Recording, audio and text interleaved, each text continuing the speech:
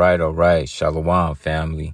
It's your brother Kanaiba coming at you again with this video series titled Scoffers Will Be Put to Shame. So throughout history, we've always had scoffers who like to speak against the Bible, who likes to say negative things against the words of the Most High. They like to say things like, the Bible's not real. It's a fairy tale. The stories are made up. It's plagiarized, things of that nature. So that actually inspired me to do a video series called Scoffers Will Be Put to Shame. Okay. And, one of the jobs of the scoffers is to mess with your faith. Okay. Satan will use scoffers to mess with your faith in the Most High. Okay. Because, they'll say things like there's no physical evidence of anything that's happened in the Holy Scriptures. But what I want to do with this video series that I'm going to do is prove that wrong and show that there's a whole plethora of physical evidence proving the Bible to be true, the stories in it, and, ultimately strengthening the faith of brothers and sisters. Okay. So this is actually going to be volume 1 and part 1. Okay. And volume 1 and part 1 is going to be about Mount Sinai. Okay. Volume 1 and all the parts in it is going to be about Mount Sinai. All right. And there's this man by the name of Ryan Morrow who actually has a documentary on his YouTube channel about Mount Sinai. Okay, so that's the video we're going to be looking at. And I'm going to break it up into parts and we're going to go over it. We're going to see what he's talking about. So without further ado, let's get into the video. All right.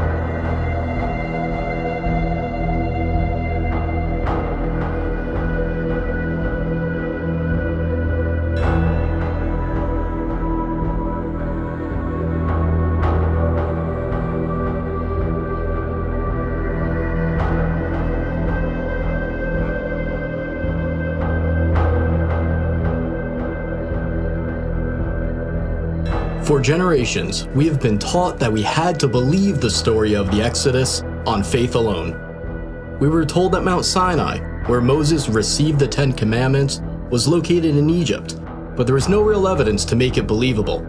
No pictures of left-behind artifacts, practically nothing to validate one of the most important stories of the Bible. The Bible says over 70 times that the Israelites went out of Egypt to Midian, which would be mostly or entirely modern-day Saudi Arabia. Is it true that there is very little evidence that the Exodus story happened, or have we actually just been looking in the wrong spot? While the theory of Moses and the Israelites being in Saudi Arabia is a relatively new theory to those of us in the outside world, it isn't new to the locals living there. We were frequently approached by Saudis eager to talk to Americans for the first time face to face. And one of the first things they would say with excitement was, "Did you know Moses was here? Let me show you where he and his people were."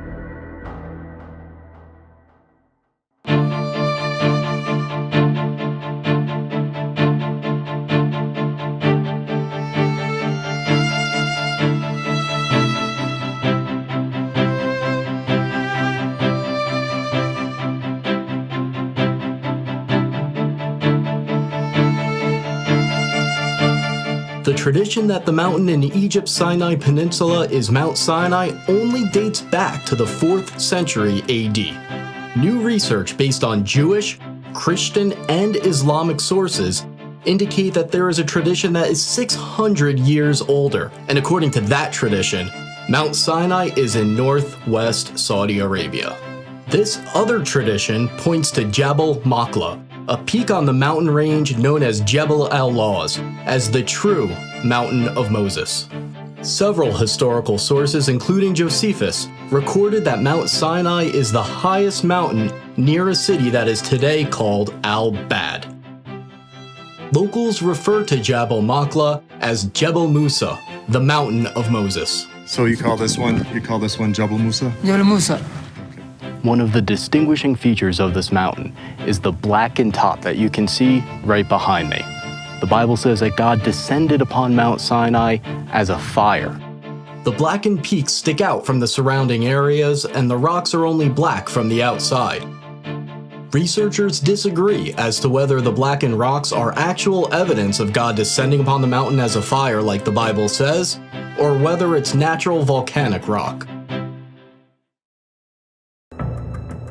A small handful of Americans tried to sneak into this area in the late 1970s and the 1980s. They were arrested, and their photos and videos were confiscated by the Saudi police. Their evidence was lost. However, images and videos slowly began leaking out to the outside world. According to those who snuck in and were arrested, these sites were being kept secret by the Saudi regime, a theocracy that hid them from the world using fences and police and the threat of force. As I tried to understand why the Saudis were hiding this important site, I began reaching out to sources in the Islamic world.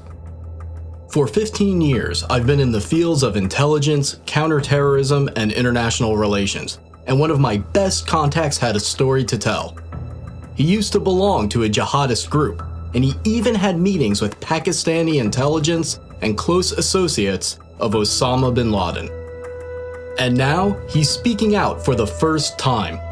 When I was in the jihad world, we all knew that the Mount Sinai was in Saudi Arabia. The people on the outside, even most Muslims, had no idea that it was there, because we fighters didn't want anyone to know about it. We all knew that the Saudi government hid it and protected it with security, and we all agreed with it. We believe that if a site, even a holy site, is visited by people and used for idolatry, it should be destroyed.